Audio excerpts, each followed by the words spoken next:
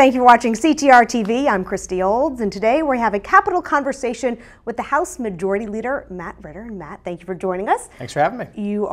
Let's start off with your community. You're a lifelong Hartford resident. Yes. You now represent the community you grew up in. Why do you stay there? I wouldn't go anywhere else. So I often joke that I haven't moved too far other than going to college in Maine for 4 years. I've kind of lived in the same neighborhood in the West End of Hartford, just different homes. It's a great community. It is a diverse community. It is a community that cares about people. It's a very active community. It's a very engaged community. And that's the same for all the districts, the whole district I represent, the Upper Albany neighborhoods, the Asylum Hill neighborhoods.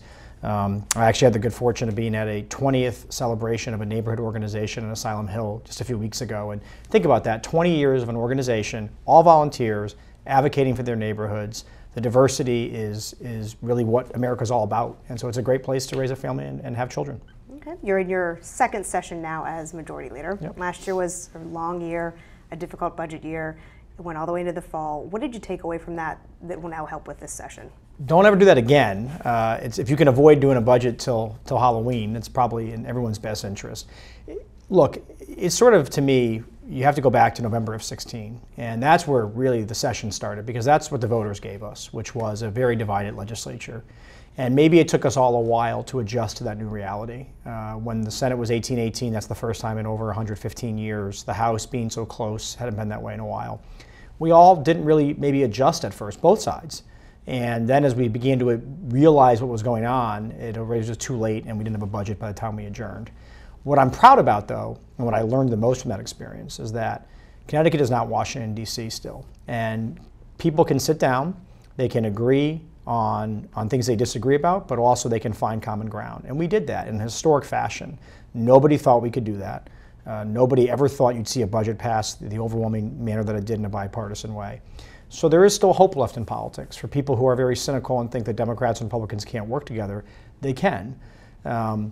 How that carries over year to year or issue to issue, I don't know. That remains to be seen. But when Connecticut was on the verge of having municipalities lose all of their education funding, in the case of the city that I represent, on the verge of bankruptcy, literally probably a few weeks away from really considering filing for bankruptcy, we found a way. And that's a story that I hope legislatures in the future, when they find themselves in a similar position, can look to as a guide that you can do it if you work together. You mentioned the bipartisanship. Is that your biggest hope for this session? Yeah, I mean, I have issues that I care about that may not get done in a bipartisan way or an overwhelming bipartisan way, but we also work pretty well. If you look at the bills that go on the board, in the House anyway, and the Senate's not much different, it's 90 to 95%. It's pretty overwhelming. You get a few no votes, and that could be from either side. So as I said, Connecticut has not traditionally been a place where you can't get things done. The budget has been the one thing that sort of separated us when push comes to shove. But my hope for this session is that we get out on time. I think that's important so people can focus on their re-elections on both sides of the aisle. And I also think my other goal is that we limit the amount of issues that we address that really have to get done. Because in a short session, if you're trying to do too much, you'll end up getting nothing accomplished. And so it's really focusing chairs on what are your one or two top priorities. Let's not try to recreate everything from scratch with now only about 3 months left. Exactly. Yeah. Let's talk about the budget a little bit. The budget last year included some proposals that increased the state conveyance tax. They created a tax on second properties and investment properties. They didn't make it into the final budget last year. Mm-hmm. The conveyance tax increase resurfaced in the governor's proposal this year. Do you think either of those proposals will end up in the Democratic plan, and do you support them? So I think right now it's not our intention to sort of have a whole new budget put out in this session. The numbers continue to come in, and they continue to come in a pretty positive way. Our rainy day fund's closer to $1 billion now because of what happened in December. The comptroller's report for the month of February shows our deficit down to about $150 million. It's almost getting below the threshold where you even have to do even a deficit mitigation. And $150 million seems like a lot of money. It is. I'm not saying it's not, but from an overall budget perspective, when you're talking about a $20 billion budget, it's a very low percentage, believe it or not. So we may not have a lot to do. We may just kind of play around on the edges and do some things that, maybe appropriate some funding where we think it should be, make some changes. But so that speaks to your question. I don't see a proposal this year on a conveyance tax or anything like that. The second home one was difficult for all of us, right? We were in a position where we were trying to get to the end. We had cut, really, we felt all that we could cut and the proposal was out there. And I can tell you in the Democratic caucus, it was met with some pretty stiff resistance. And ultimately that budget never passed. It never was one where it came to a vote in the House because it started in the Senate and we kind of knew where we were when the Senate voted for it. So I think the advocates did a good job of talking about why that would be a difficult thing. And it's interesting, our original intent was never what ended up being in the legislation. There was a different perspective on that about out-of-state residents using a Rhode Island model. And LCO felt we couldn't do it that way, so it got drafted in a different way. But I think the feedback was pretty overwhelming, and I would like to think we learned from that feedback that the approach we were taking was probably not a good one. This is a short session, and it is supposed to be making budget adjustments. Yeah. You're confident that that's all we're going to have to do this year? I think so. April 17th is the big day. So I have it circled on my calendar as either with a smiley face or a lot of rainy clouds, right? And because of what happened in December, there is some uncertainty when we're still not sure how many people prepaid their state income taxes at the end of last year, and also how much money could still come from overseas for the repatriation issue based upon the federal tax law that was passed almost 10 years ago now. Assuming that the April numbers come in pretty much on point or pretty close to where we are, I think we can just do budget adjustments and not have to worry about a full-fledged budget at that point. When it comes to issues impacting real estate and home buying, what do you see as the top issue this year or a top priority for you? Look, if you want to buy a house, it means that you are making an investment in the community, and it probably means that you're getting close to where you work, and in some cases where you're going to educate your children and where they're going to go to school. And all of these things are interconnected to me around good quality public education and good transportation. It's hard to get to a job if it takes you an hour to get there. It's hard to live in a town if you don't think that you're going to have an investment in your public school. So I think there's two things we could do in the short term this year to give some assurances. We've talked about giving the municipalities a pretty early warning sign about where we're going to be for their level of funding. We're meeting with leaders about that still. We hope to do that sometime in March, maybe early April, as they all do their municipal budgets, to give them some predictability about what they can expect in FY19. That's good because they can then figure out what their budgets are going to be, how much money do I need for local education. I think that's important to homeowners to know that there's a climate of stability in the public school system in their town. Last fall, it was the exact opposite. People were not sure what they were going to do. There was rumors of closing schools, laying off dozens of teachers. We would like to avoid that drama, and I think it's in everyone's best interest to do that on both sides of the aisle. The transportation thing, what really bothers me as a state is we can't seem to have an honest conversation about how we're going to fund our infrastructure improvements. And I respect that the Republicans put a lot of time in developing a plan that they think is a counter to tolls, but there's two things that no one's really acknowledging. The Republican plan relies solely on bonding. That's it. That's how we would pay for transportation, in addition to what we have now in the transportation fund, but that revenue is dwindling from gas taxes and things like that. So that means that every dollar we spend on transportation projects, we're basically adding 50 cents to it because of borrowing costs, because of interest. The feds expect to raise the interest rate in 2018 about 3 times this year. Interest rates on bonds are only going to go up. Connecticut's credit rating is only going to get worse if we don't have a solvent transportation fund. So you're going to be borrowing money to pay for billions and billions of dollars of projects at higher interest rates for the next couple of years, when an alternative is to do what every other state does. Republican, Democrat, doesn't matter who controls the House or the Senate or the governor's office, everyone on the Eastern Seaboard has realized that one way to pay for public infrastructure improvements is tolling. About 35 to 40% of your revenue is from out-of-state drivers. I would also say that our drivers pay it every time they go into other states. So if the option is borrowing versus doing what every other state has done, who's ahead of us in transportation, I'd rather emulate those states than try to go it alone on our own approach. You mentioned emphasizing with the committee chairs, pick one or two main issues. Is the tolling and the transportation going to be one of those main issues? It is, and we've, the speaker, we all have our bosses, right? That's my boss. I think he's been pretty clear. We're going to put it to a vote in the House. That is not always typical because last year, I can tell you the vote was so close that it probably came down to 1 or 2 people. But I think our feeling is this year is that if it fails, it fails. And we're going to put it on the board, let the debate happen, let the public really listen to what people are saying, and then you can hold your legislators accountable either way they vote. But I just think people in the state are sick of having, if you live in Hartford and you have a meeting in Waterbury at 5 o'clock, people are sick of leaving at 2:30 to go to that meeting. People are sick of driving on I-95 with no end in sight. Tolling is not a panacea. And you have to structure it in a way that it's fair and balanced. You can't just hit the border towns or things like that. And the federal government wouldn't allow that anyway. But if you're going to live in a beautiful state like Connecticut, where we aren't just Kansas, where you can just plow the highway and you can drive 80 miles an hour and go straight with no traffic, if you're going to deal with the complexities that we have, because we have urban areas and we have highways that go through them, we have waterways, and you need bridges for those things. All those great things that make us a great place to live and raise a family, they cost money to repair and replace. And so infrastructure in Connecticut is older, it's more complex, and we need the revenue for it. I think the voters are ready for that. This is a big election year. We have the governor's race, all the state representatives and senators up for election as well.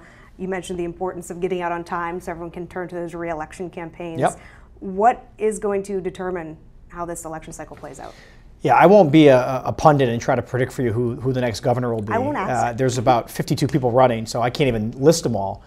My focus is on the House, right? That's my job as the majority leader along with the Speaker to keep our caucus in the majority and help re-elect our colleagues and potentially new colleagues. What I can tell you is I was down in Stratford on Saturday. There's a special election today that the district leans Republican, but we actually think we have a shot down there. I have never seen energy in my 10 years in the state legislature, or 8 years now, like this from outside groups and activists. They really are energized. Most of it's driven by what's happened at the federal level, but people are out there. As a result, the candidates that are running for the House on the Democratic side, the resumes, the abilities are really head and shoulders above potentially what I saw 2 years ago or 4 years ago. We are attracting top flight talent and top flight people who want to get involved because they said, if no one else is going to step up, I will. And so I sit here today really confident about our game plan and who's running. And look, elections are a lot like a sports game, right? People will say to me, well, who's going to win the national championship in March? And I'll say, well, I don't know who's playing, right? Who plays, what the matchup is can dictate who's going to win. It's no different in politics. You can have all the outside stuff, all the polls. Who are the candidates at the end of the day running in? What town are they running in? That's going to tell me who's going to win. And we think we're prepared to fight those districts this year. What is your, if you had to kind of sum it up, what is your vision for Connecticut?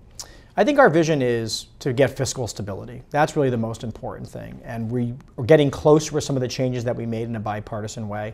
But the single biggest issue is the unfunded liabilities.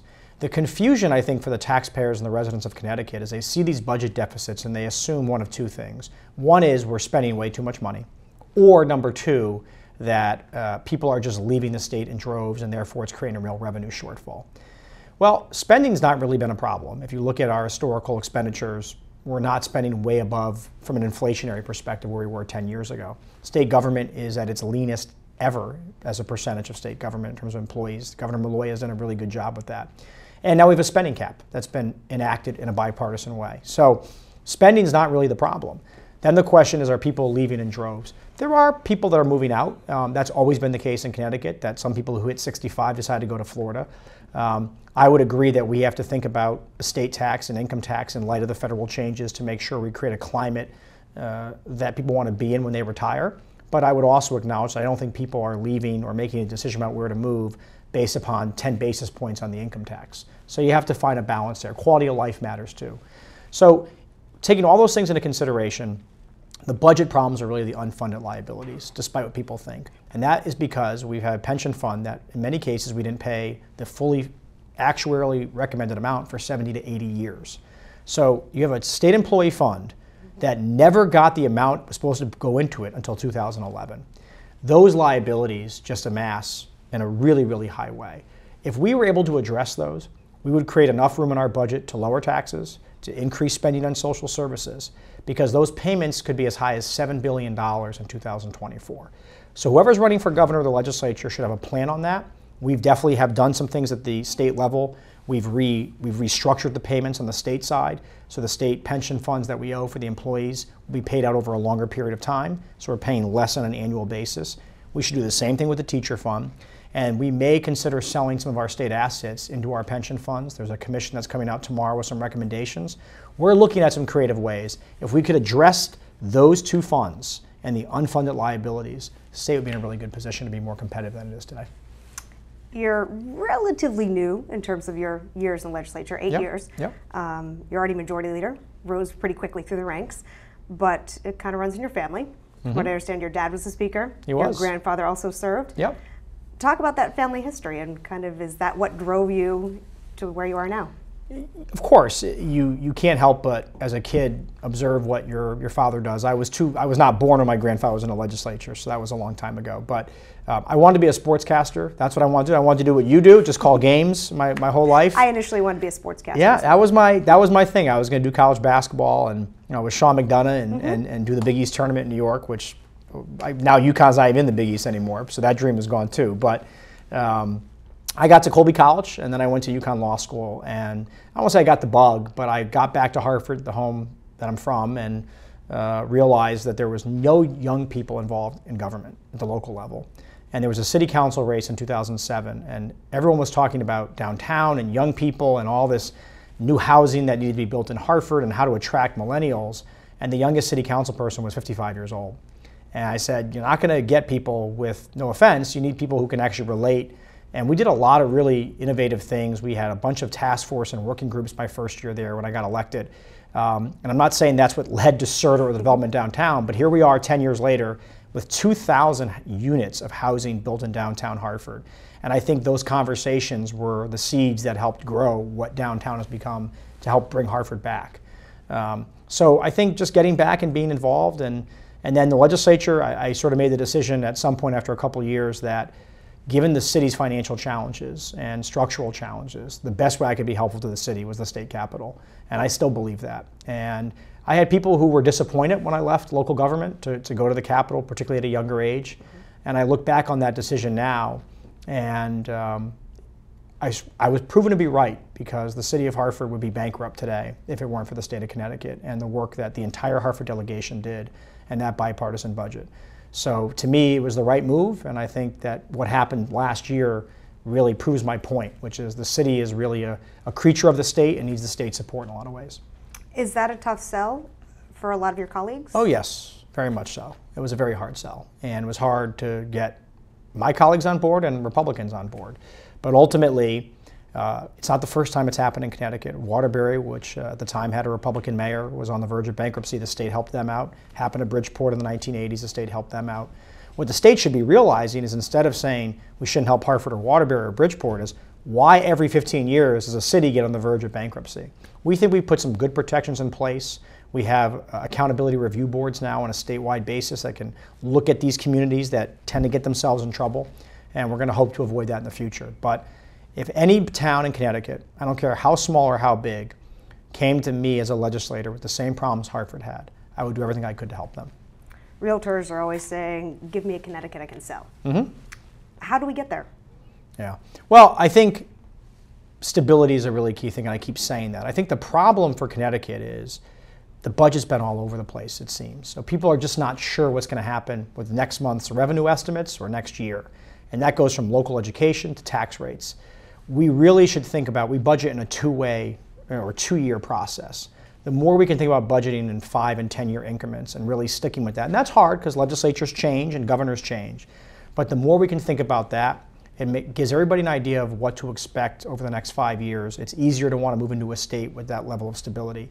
But we also have to stop being so negative. The idea that Connecticut is this terrible place to live, it's crazy. And everyone mentions the low-cost southern states, and they might be lower cost, but there's a reason. We cut Medicare savings in Connecticut, a program popular with seniors, and we restored it within 3 weeks, basically, of the vote because of the outcry. That costs money. It costs next year $140 million to subsidize health care. They're not paying for that in the southern states.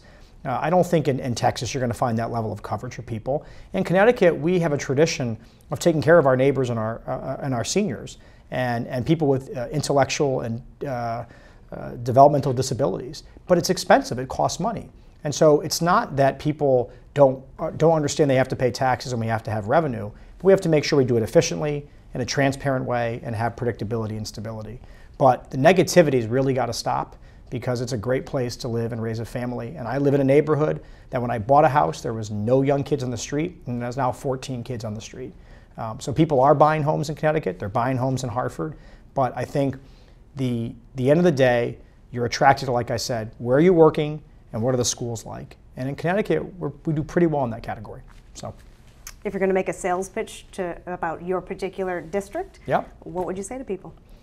if they were considering moving there? Yeah, you can't find, well, first of all, you're about a mile from downtown. So you're a mile from a huge urban center of jobs and basketball games and theater and one of the most famous art museums in New England and all the things that come with it. So if you go 25 miles away, that's fine, but that's an extra 25 miles driving to work every day and an extra 25 miles to get to a great restaurant or go to a game or something like that. So if you live where I live, it takes you about a mile, or you could take an Uber or take a bus, whatever you want to do to get down there. And you have a great quality of life. We have a tremendous park system in Hartford. We have our challenges, don't get me wrong, and the public schools has been an ongoing challenge.